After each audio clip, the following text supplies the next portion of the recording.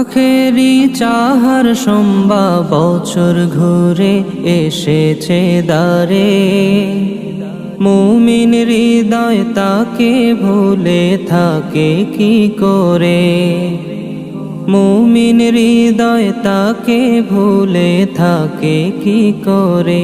আখেরি চাহার সম্বা বছর ঘুরে এসেছে দ্বারে, মুমিন হৃদয় তাকে ভুলে থাকে কি করে, মুমিন হৃদয় তাকে ভুলে থাকে কি করে।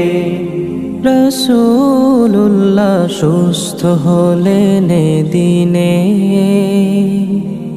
সেই খুশিতে পুলকিত সকল মুমিনে, সেই খুশিতে খুশি হলো